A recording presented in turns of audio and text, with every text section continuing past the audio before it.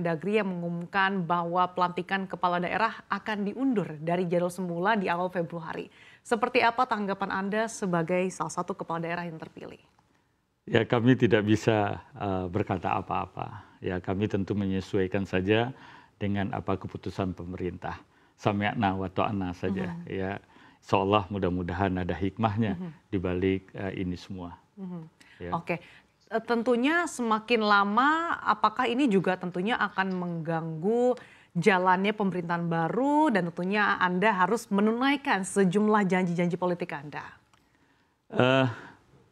Secara tidak langsung memang iya sih ya. Tetapi insya Allah karena perbedaan harinya hanya beberapa hari saja, mungkin sekitar 12 hari atau 15 hari paling lama, saya pikir perbedaan hari yang sangat singkat ini tidak begitu berpengaruh terhadap rencana-rencana kerja kami ke depan. Ya, mudah-mudahan seperti yang saya katakan tadi, di balik itu semua ada hikmahnya gitu kan. Ya. Dan tentunya masyarakat, khususnya masyarakat Padang Pariaman menantikan bagaimana Anda sebagai nahkoda baru di Padang Pariaman, bagaimana nanti jalannya pemerintahan, dan kita tentunya tahu bahwa sebetulnya APBD sudah ditetapkan ya Pak ya. Bagaimana Anda sebagai nahkoda terpilih ini bisa menyesuaikan dengan APBD yang sudah ditetapkan sejauh ini? Ya, bismillah Sasa ya. Sebelum saya menjawab apa yang Sasa sampaikan gitu kan ya. Terlebih dahulu saya akan gambarkan bagaimana kondisi Padang Pariaman pada saat ini. Memang Padang Pariaman perlu kerja keras ya ke depan untuk melakukan perubahan-perubahan terhadap pembangunan Padang Pariaman ke arah yang lebih baik. Ya, kami banyak jalan-jalan putus ya, baik jalan itu jalan kewenangan kabupaten maupun jalan kewenangan provinsi. Banyak jembatan putus juga, yaitu itu sama baik itu kewenangan kabupaten maupun kewenangan provinsi.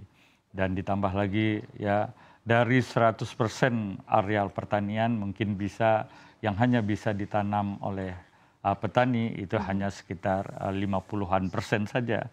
Ya, karena apa? Banyak irigasi atau kapalubanda yang rusak atau irigasi yang harus segera penanganan semua gitu loh ya.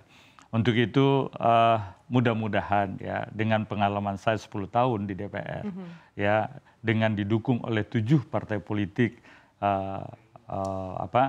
mudah-mudahan ini bisa kita realisasikan, bisa kita ini. Kami optimis ya, insya Allah apa yang telah diputuskan oleh pemerintah yang terdahulu, oleh incumbent bersama DPRD, ya kami juga sudah berbicara dengan Sekda, dengan OPD-OPD terkait dengan menyesuaikan postur anggaran yang sudah diputus dengan 100 hari program kerja John Kennedy Aziz Rahmat Hidayat. Oke, tentunya dengan kondisi bagaimana saat ini Padang Pariaman dan kita juga ingin mengetahui lebih lanjut Pak, bagaimana tentunya gebrakan atau terobosan yang akan Anda lakukan terutamanya di 100 hari pertama pemerintahan ini karena kita juga ingin mengetahui lebih lanjut bagaimana terobosan-terobosan yang Anda akan lakukan terutama untuk bisa melakukan pemerataan ekonomi daerah karena salah satu kecamatan ini kan bisa dikatakan menyumbang cukup besar ya kontribusi pada pendapatan daerah. Bagaimana Anda bisa melakukan pemerataan daerah khususnya? Ya, memang kalau kita bicara kepada PAD, pendapatan asli daerah Kabupaten Padang Pariaman itu kurang lebih sekitar 140 miliar ya pada tahun 2024 gitu ya. Dari 140 miliar itu setelah kami telusuri itu mungkin sebagian mayoritasnya ada di salah satu kecamatan, namanya Kecamatan Batang Anai.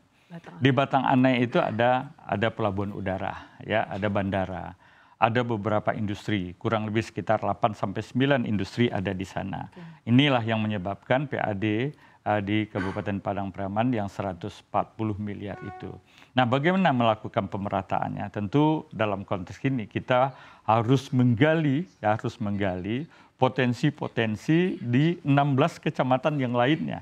Ya, kami dalam satu kecamatan satu produk gitu kan ya, one village one product gitu kan ya. Mudah-mudahan ini yang menjadi prioritas kami juga.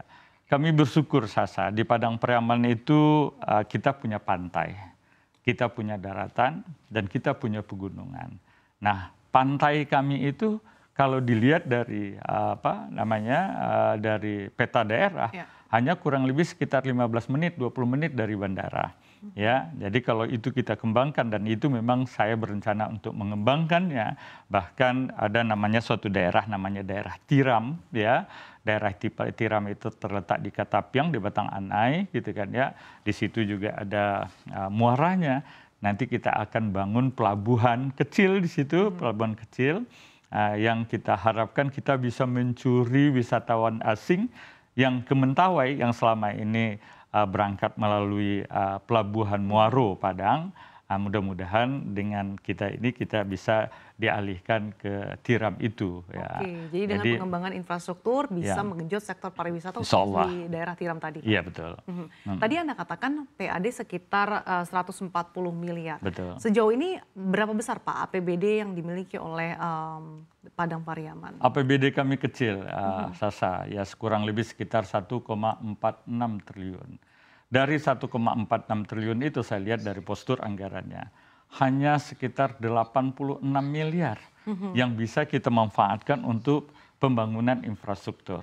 Makanya John Kennedy Aziz Rahmat Hidayat bekerja keras ya, dan seperti yang saya katakan tadi gitu kan ya, dengan pengalaman kami 10 tahun di DPR, ditambah lagi kami didukung oleh 7 partai politik pada waktu pilkada itu, kami membawa keoptimisan dalam membangun Kabupaten Padang Pariaman ke arah yang lebih baik. Insyaallah.